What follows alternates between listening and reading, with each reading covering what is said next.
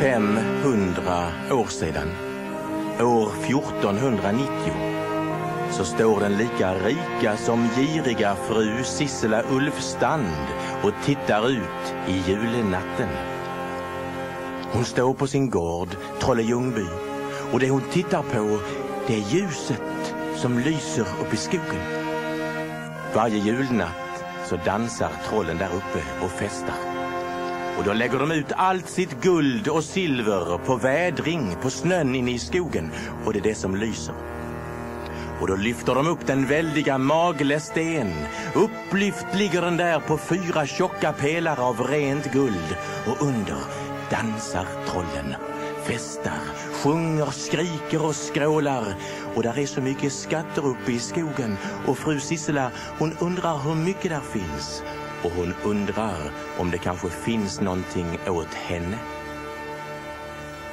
Hon samlar sina män och hon säger att den av er, mina män, som vågar rida upp i skogen och hämta en skatt åt mig, den ska få min finaste häst. Och en fin häst, det vill alla ha. Och allra helst vill de ha fru Sisselas finaste häst. Men ingen vågar. Alla är rädda för trollen. Mor, säger då hennes yngste son. Mor, jag ska rida dit upp och hämta en julgåva åt dig. Och han sadlar sin häst, och vindbryggan fälls, och han rider ut i julnatten. Han rider över de hårdfrusna fälten och ängarna. Längre och längre upp genom snön tar han sig upp emot skogen. Och när han rider in mellan trästammarna så möts han av ljuset.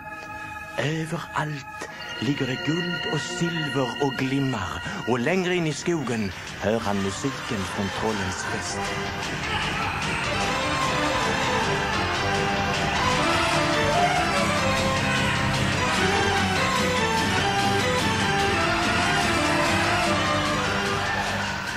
Han rider fram försiktigt. Och när han kommer fram och ser Maglesten ligga på sina 4 pelare av guld, så ser han också trollen som dansar. De väller fram och raglar och skriker och skrålar. Någon rycker honom i rocken, och när han tittar ner från sin hästrygg så står det den vackraste flicka han någonsin sett. Hon står där och tittar upp mot honom. Vackra pojke, säger hon, var med oss. Och han får ett stort horn med guld och silverbeslag. Ta detta horn, drick det, drick en skål till trollkungens ära. Och sen får han en pipa. Blåser sen en fanfar till vår trollkungs ära. Gör det, var med på vår fest. Hon är så vacker, hon är så vacker, och han lyfter hornet för att ta en klunk. Men då gnäggar hästen, och han liksom får tillbaka sin rätta syn, och han ser att det inte är en vacker flicka som står där. Han ser en vämjelig, äcklig trollkärring som har räckt upp skatterna mot honom. Och han vet att om han dricker ur detta horn så blir han bergtagen och måste gå in med trollen in i berget och kan aldrig komma ut igen. Han lyfter den närmare och närmare sina läppar. Men istället för att hälla i sig så slår han det hastigt över axeln. Det mesta faller på snön som omedelbart smälter lite granna.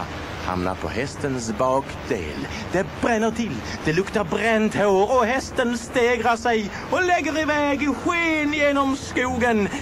Och skatterna, de har han med sig. Han piskar på hästen, snabbt rusar de genom skogen, och efter honom kommer trollen som en stor grå slemmig flod rinnandes efter honom, närmare och närmare. Han manar på hästen mer, men trollen är snabbare. De är så nära att de kan slita tagel ur hästens svans för att fånga in honom. Närmare och närmare. Då minns han plötsligt vad man ska göra. Han kastar om hästen och rider tvärs över de plöjda fårorna. Tvärs över plogfårorna rider han, för då bildas det ett kors, och se det vågar inte trollen. Så de får springa upp i ena ändan av fältet och ta sig ner i första plogfåran, och så upp i den andra och ner i den tredje, upp i den fjärde och ner i den femte. Och på så vis så tar det så lång tid för dem att pojken hinner undan, kommer fram till Trolle-Ljungby, rider över vindbryggan som lyfts bakom honom. Han kastar sig av hästen och faller på knä framför sin mor. Mor, här har du en julgåva av mig. Ett horn och en pipa från trollen.